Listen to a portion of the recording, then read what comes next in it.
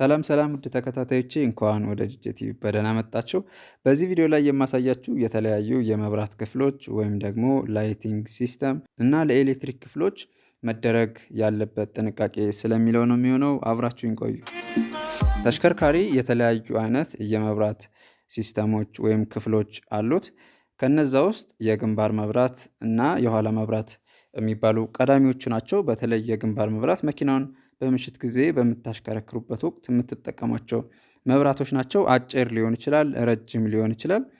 አጭር መብራት የምትጠቀሙት በብዛት ከተማ ውስጥ በምታሽከረክሩበት ጊዜ ነው።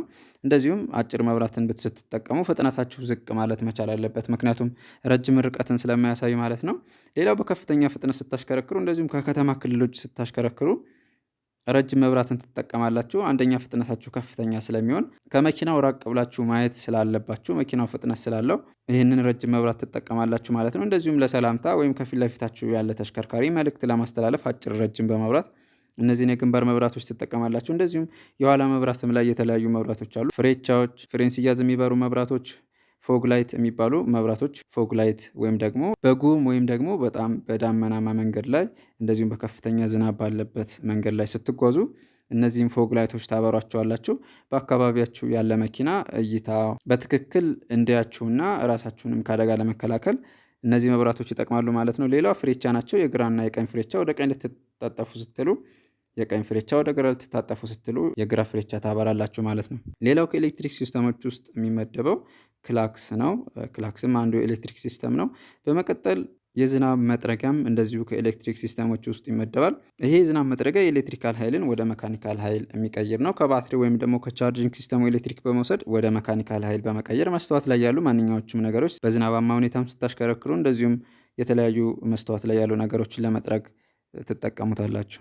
ሌላው የመብራት ሲስተሞች ላይ የተለያዩ አይነት ፊውዞችን ልታገኙ ትችላላችሁ። እነዚህ ፊውዞች ከፍተኛ ኤሌክትሪክ ኃይል ከመጣ ራሳቸውን በማቃጠል መስመሩን በማቋረጥ ከፊት ለፊት ላይ ያለው ሲስተም እንዳይበላሽ ወይም እንዳይቃጠል የሚከላከሉ ሲስተሞች ናቸው። ከዚህም በተጨማሪ ፍላሸር፣ ሪሌ የሚባሉ የተለያዩ ሲስተሞች አሉ። የፍላሸር የሚባለው ለምሳሌ ፍሬቻዎች ብልጭ ጥፍት እንዲሉ የምታደርግ አንድ ትንሽ የኤሌክትሪክ ሲስተም ነች ማለት ነው።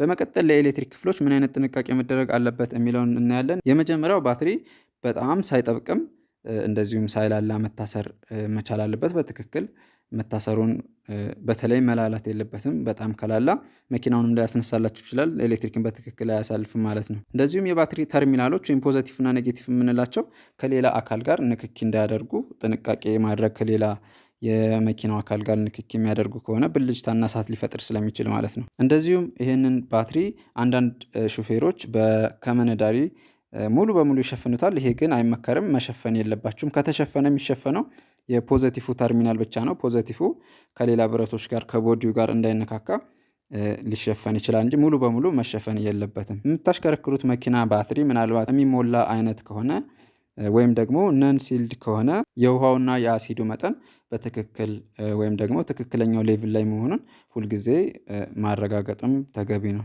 በመቀጠል የመኪና ባትሪን ከፍተኛ ሙቀት ባለበት ቦታ ላይ አለማስቀመጥ ነው። ምክንያቱም ከፍተኛ ሙቀት ካለ ባትሪው ላይ ችግር ሊፈጥር። ሌላው ጥንቃቄ ማድረግ ያለባችሁ ነገር ባትሪ ሲፈታ መጀመሪያ ኔጌቲቭ ይፈታል። ከዛ በኋላ ፖዘቲቭን መፍታት ትችላላችሁ። ስታስሩ ደግሞ በተቃራኒ መጀመሪያ ፖዘቲቭ ይታሰራል፣ በመቀጠል ኔጌቲቭ መሆን አለበት ማለት ነው። ሌላው መኪናውን ለማስነሳት በምትሞክሩበት ጊዜ አልነሳ የሚላችሁ ከሆነ ቁልፍ ይዛችሁ ብዙ አለመቆየት ነው። ይሄም እንደዚሁ የተለያዩ ስታርተር ሞተር ላይ ወይም ደግሞ የተለያዩ ኤሌክትሪክ ክፍሎች ላይ ብልሽት ሊፈጥርባችሁ ስለሚችል ብዙ ይዛችሁ መቆየት የለባችሁም። ሌላው ለኤሌክትሪክ ክፍሎች ማድረግ ያለባችሁ ጥንቃቄ ምናልባት መኪናውን በምታጡበት ጊዜ የተለያዩ ኤሌክትሪክ ሲስተሞች ላይ ውሃ እንዳይገባባችሁ መጠንቀቅ አለባቸው። ለምሳሌ ባትሪውን ቻርጅ የሚያደርገው ዲናሞ ወይም ጀነሬተር ላይ ውሃ መግባት የለበትም። እንደዚሁም ሌሎች ኤሌክትሪክ ክፍሎች ላይ ውሃ እንዳይገባባቸው ጥንቃቄ ማድረግ መቻል አለባቸው።